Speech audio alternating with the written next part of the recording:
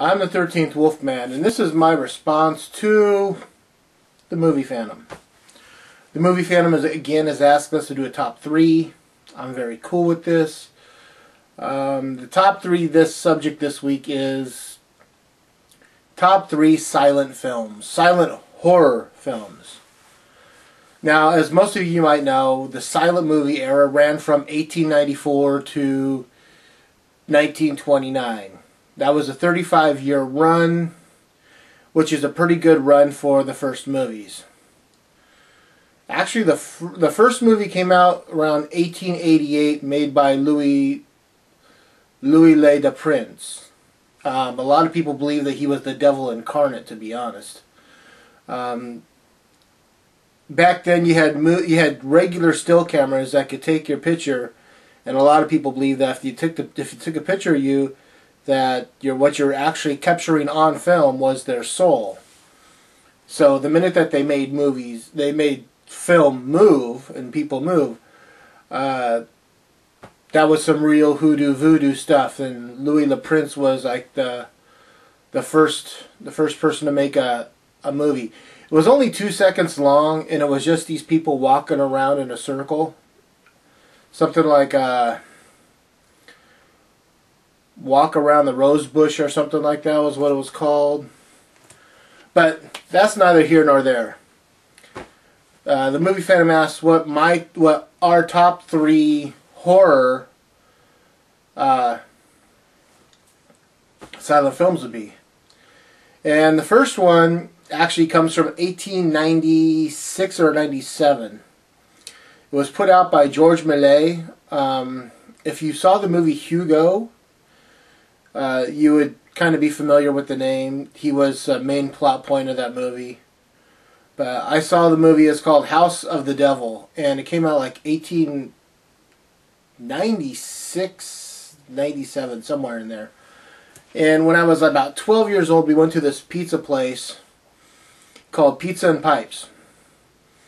And Pizza and Pipes was a cool place. It was huge. It was just open like a giant auditorium with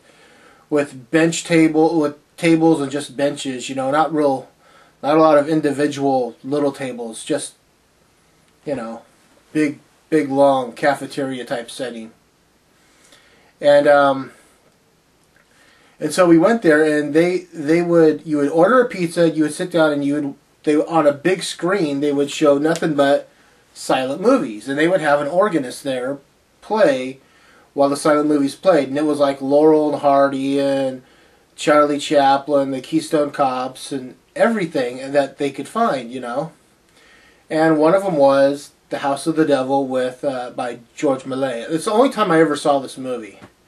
But much like the movie The Howling, it's ingrained in my head. I just can't forget it. So that's number 3. Number 2 is the 1910 version of Frankenstein. This was put out by Edison, by Thomas Edison's company. And the makeup to it is just... It's amazing that only 21 years later they would do the movie that everybody remembers as Frankenstein with Boris Karloff. But this definitely set a standard. This made people step back, take a look. What can we do? How can we give this monster a very ghoulish look? And it definitely inspired the James Whale 1931 classic. I could say that. And my number 1 would be... I'm digging out of the same pot you are, man. It's Lon Chaney, but it's not the Phantom of the Opera, which is a very good movie. You named like the 3 big, not big, but more well-known horror films in silent movies. The Cabinet of Dr. Caligari, Phantom of the Opera, and Nosferatu.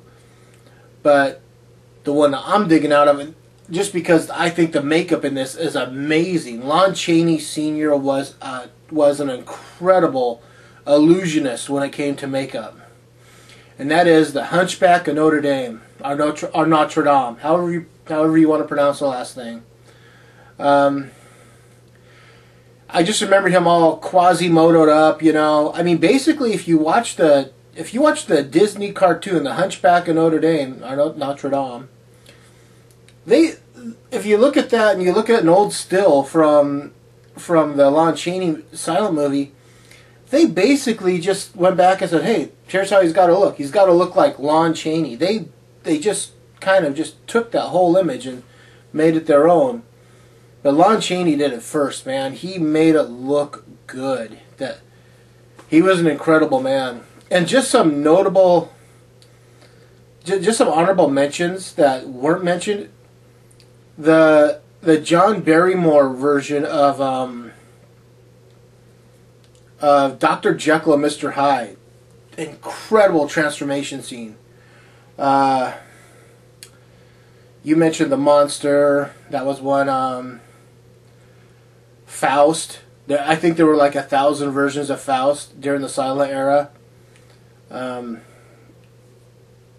I can't think of who directed the one I'm thinking of, but it was somewhere around 1901. You know, but yeah, there's a lot of good stuff out there. Misery Black. I'm glad you like my chainsaw. I thought that I'm glad.